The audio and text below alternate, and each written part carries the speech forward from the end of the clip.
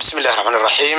الحمد لله رب العالمين، صلى الله وسلم وبارك على محمد وعلى آله وصحابته أجمعين. ما بعد، أيها الأحبة في الله تبارك وتعالى، تليفون آدي فربضا وعدد كوذئية تردد أنا قياسي كريم أيام يوميا أما أسبوعيا نغي مادة دلك الدبديسة iyo dalkii hooyo iyo dalalka kale intaba.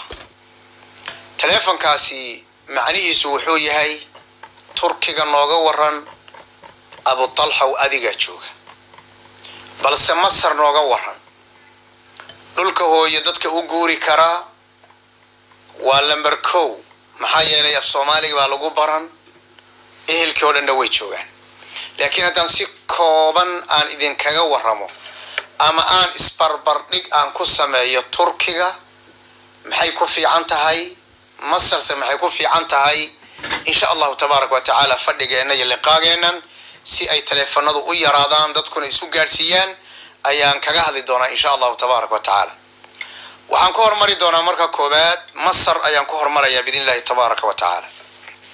shayga loo aado Masar soo ma aha ama ilmaha dibadaha looga keeno soo ma aha in shariicada iyo diinta ay bartaan. naam, idan meesha luqada carabiga laga barto ee maanta adduunka ugu wanaagsan horta waa wadanka la yiraahdo Masar.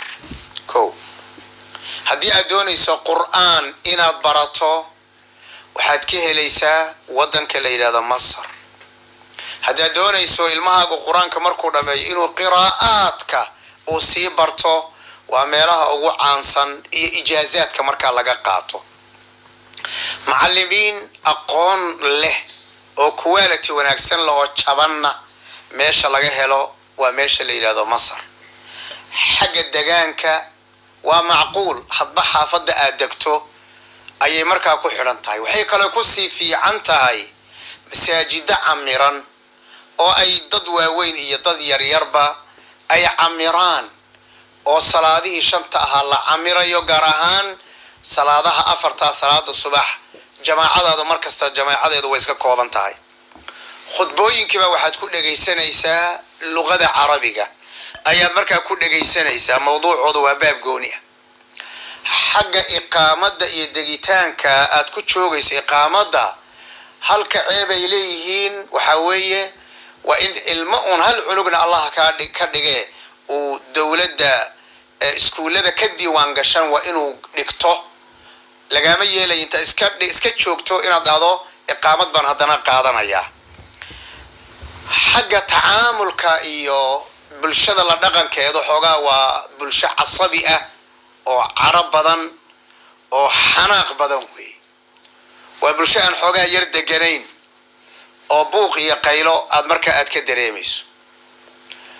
haddii iqaamadu ka dhacdo cid ku tarxiilaysa male inta badan hadda si gooni ah lagu qabanin oo lagu weydiinin, laakiin maalinta airportka aad ka baxayso maalintaas ayada aba ganax lagu saaraya.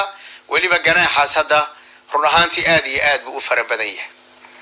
waxaan u maleynayaa marka qofka doonaya in uu Masar u guuro ilmihiisana geeyo fawaa'idaas buu ka helayaa. dib ugu noqo cajalada bidinilaahi tabaaraka wa taala haddii aadan si fiican u dhageysan. Turkiga, sheekhow Turkiga nooga waran. horta waa marka koobaad Turkiga luqa carabi looma soo doonto, diin kalena looma soo doonto. maxay ku fiican tahay marka? xagga deegaanka way isu dhow yihiin, ijaarkeedu qaali ma aha, laakiin maxay ku fiican tahay deganaan meel buuq badan lama. halaga maanta dad raacdo haddaad magaalada aad inaad gaari hoonka la yeedhay inaad maqal baa laga yaabaa. gaari haddaad bas tareen soo raacdo ama bas halaga yaabaa adiga iyo labada Soomaaligu ma wada sheekaysanaya ama labada ajnabiga, inta kale way aaminsan yihiin.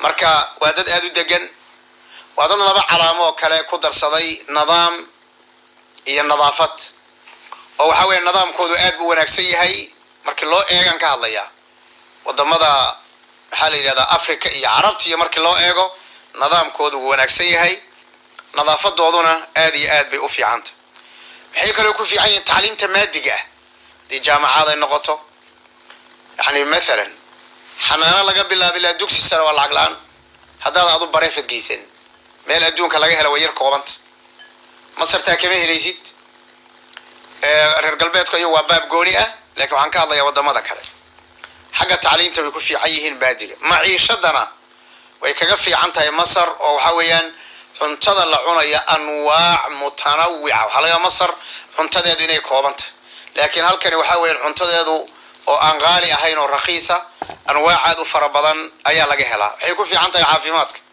dhakhaatiir aad u sarreysa غالبا ha noqdeen oo hal lagu furtay laakiin waxa weeyaan waxay leedahay mustashfayaad iyo caafimaad aad iyo aad matqana loogu imaado waad ogtihiin oo waliba nadaafad fiican laga yaabaa Masar oo kale yani markaad isbitaal gashaba inaad rafaado oo dad war meeshan ma xanuun baa yaala laga qaadi mise daawo laakiin kuwan waxa weeyaan mustashfayaadkooda nadaafadooda aad iyo aad bay ugu dadaalaan xagga shaqada halkan ka shaqaroon qofka xoogaa haysta halka waa ka shaqaysan karaa waa xabad ka qaadi kartaa meesha dhexda waxaad ka furan kartaa xagga shaqadana tana ka fursa badan marka Masar loo eego sida oo kale siyaaxa fara badan labaduba siyaaxa way leeyihiin dalxiis laakiin kuwana aad iyo aad dalxiiskooda u badan yahay xagga iqaamada hadda 10 sano deganaato ilmahaaga meel ma geysi cid ku dhahaysa male ama iqaamada sidaas laakiin waayahan dambe waxa soo baxay in dadkii iqaamadii loo diido